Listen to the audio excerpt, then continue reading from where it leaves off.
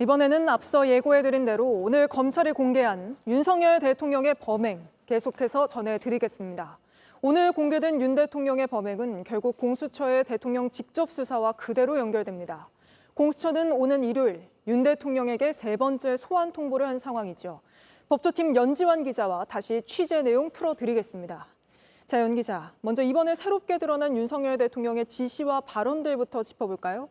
네, 윤 대통령은 지난 3일에 비상계엄을 두고 질서 유지를 위한 수단이었다. 2시간짜리 내란이 어딨냐 이렇게 주장을 했습니다. 그런데 조지호 경찰청장에게는 국회에 들어가려는 국회의원들을 다 체포해라, 잡아들여라, 불법이다, 국회의원들 다 포고령 위반이다 이렇게 여러 차례 지시를 했습니다. 네. 특히 이진우 수도방위 사령관한테는요.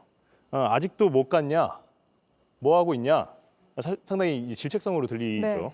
문을 부수고 들어가서 총을 쏴서라도 문을 부수고 들어가서 끌어내라 이렇게 총을 쏘라는 지시까지 서슴지 않게 내린 겁니다. 물론 사람에게 쏘라고 한 것은 아닌 것으로 보이지만요. 전두환 씨의 발포 명령이 연상될 수밖에 없는 대단히 충격적인 내용입니다. 네. 윤 대통령은 대국민 담화에서는 실무장을 하지 않았다 이렇게 주장을 했는데 실제로는 발포 명령을 내린 거여서 담화 자체가 거짓이란 비판도 받게 됐습니다. 또 있잖아요. 계엄 해제 의결 뒤에도 국회의원을 체포하려고 하지 않았습니까? 네, 그렇습니다. 새벽 1시 1분에 국회에서 계엄 해제가 의결이 됐지 않습니까? 네.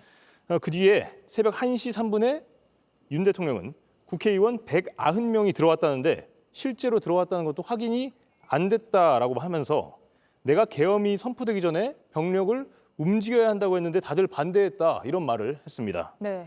특히 해제됐다고 하더라도 내가 윤 대통령 본인이죠. 2번, 3번 계엄령을 선포하면 되는 거니까 계속 진행해라 이런 말을 합니다. 그러니까 이날 당일에 실제로 이룰 수 있다는 우려가 굉장히 많이 나왔었는데 대통령이 이런 지시를 직접 내렸다는 거잖아요. 맞습니다. 검찰 수사 결과 계속해서 2번, 3번 계엄령 선포하면 되니까 진행해라 이런 지시를 내렸다는 겁니다. 국회가 해제를 의결해도 계속 계엄을 끌고 가겠다 이런 뜻이고 2차, 3차 계엄까지 연두에 뒀던 게 드러난 겁니다. 체포조 상황도 드러나지 않았습니까? 네, 맞습니다. 이 체포조를 운용한 것은 상당히 중요한 부분이지 않습니까? 이 국헌 문란의 목적을 입증하는 데는 상당히 중요한데요. 네. 국회의원 등 이 정치인을 체포하고 구금하는 것은 어디에도 근거를 찾을 수 없기 때문입니다. 새로운 정황도 드러났는데요. 국회에서 계엄 해제 의결이 임박하자 계엄군이 10여 명을 원래 체포하려던 것에서 급하게 계획을 수정을 합니다. 비상계엄 당시 현장에 출동했던 이 방첩사령부 체포조의 카카오톡 대화 내용이 오늘 검찰 특수본을 통해서 공개가 됐습니다. 잠시 화면을 보시면요. 모든 팀은 우원식 국회의장이죠. 우원식 국회의장과 이재명, 한동훈 야당, 여당 대표 중에 보는 팀 먼저 체포해서 구금시설로 이동하면 됩니다. 이렇게 대화를 했습니다. 그러니까 원래는 이렇게 기존에 부여된 구금 인원이 있었는데 일단은 이 3명을 먼저 바로 체포해라 이렇게 지시를 내린 거죠. 맞습니다. 그렇게 그 체포 계획이 수정된 걸로 보이는데요. 기존에 네. 알려졌던 10여 명의 명단이 있지 않습니까? 그 계획이 이렇게 수정된 걸로 보이는데 아래는 별표 쳐서 포승줄 및 수갑을 이용하라 이런 지시도 상당히 구체적으로 내려져 있습니다. 네.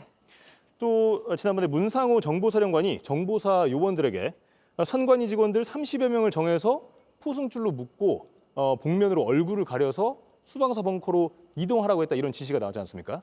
이번에 검찰이 또 사진을 공개를 했는데요. 그 사진을 한번 보면요.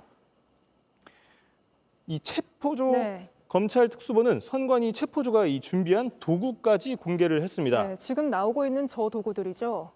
맞습니다. 자, 보시면 송곳, 또 안대, 포승줄, 누군가를 묶으려고 했던 것으로 보이는 이 케이블 타이, 야구 방망이랑 망치까지 준비를 했습니다. 저 도구들을 보면 저걸 다 어디다 쓰려고 했는지 좀 의문이 듭니다. 특히 야구 방망이 같은 건 어디다 쓰려고 한 건지 역시 조사로 밝혀져야 될 대목으로 보이고요. 맞습니다. 사실 이 사진만 봐도 섬뜩하긴 한데요. 네, 검찰 특수본은 이렇게 폭동행위에 동원된 군과 경찰이 4,749명이다 이렇게 설명을 했습니다. 그러니까 무려 5천 명에 가까운 숫자입니다. 근데 이 계엄, 윤석열 대통령이 언제부터 모의했는지도 검찰이 밝혔죠. 네, 지난 3월부터 비상계엄을 염두에 두고 윤 대통령이 김용현 전 장관과 여러 차례 논의했다 이렇게 검찰은 설명을 했습니다. 삼청동 안가에 윤 대통령과 이 충안파로 불리는 방첩사령관 그리고 김용현 전 장관 등이 모여서 시국이 걱정이다. 비상대권밖에 방법이 없다. 이렇게 말한 사실이 드러났고요. 총선 직전이잖아요. 맞습니다. 이 총선 직전인 지난 3월은 최상병 수사 외압 의혹과 관련해서 이종섭 전 국방부 장관이 호주 대사로 임명이 되면서 상당히 부정적인 그런 비판을 많이 받았던 그런 상황이었잖아요. 그러면서 일단 이 총선에서 여당이 별로 몇 석 가져가지 못할 거다 이런 얘기가 나오던 때였죠. 그런 비판이 상당히 줄을 잇던 그런 상황이었습니다. 그 이후인 이 5월과 6월에는 비상조치 아니면 나라 정상화 방법 없는가 이렇게 대통령이 물었다고 했고 또 8월 초에는 대통령 관저에서 비상조치권을 사용해야 한다 이렇게 김용현 전 장관, 방첩사령관과 논의를 했다는 겁니다. 또 10월에도 역시 비상대권 관련 이야기를 대통령이 했다고 하고요. 그리고 다음에 11월 9일이죠. 여기서는 국방부 장관 공관에서 대통령 그리고 김용현 전 장관, 방첩사령관, 특수전사령관, 수방사령관이 이렇게 모여서 군 관계자들이죠. 한데 모였네요. 한데 모여서 특별한 방법 아니고서는 해결 방법이 없다. 이렇게 얘기를 했다는 겁니다. 자, 이제 11월 말이죠. 11월 30일에는 이 더 구체화되어서 헌법상 비상조치권을 언급을 했고요. 이틀 전이죠. 12월 1일에는 비상계엄을 하면 병력 동원은 어떻게 되는가 이렇게 윤 대통령이 김용현 전 장관에게 물었다는 겁니다. 그리고 12월 2일에는 윤 대통령의 지시에 따라 계엄 포고문, 대국민 담화, 그리고 포고령이 완성이 됐고 윤 대통령이 검토한 후에 승인된 것으로 드러났습니다.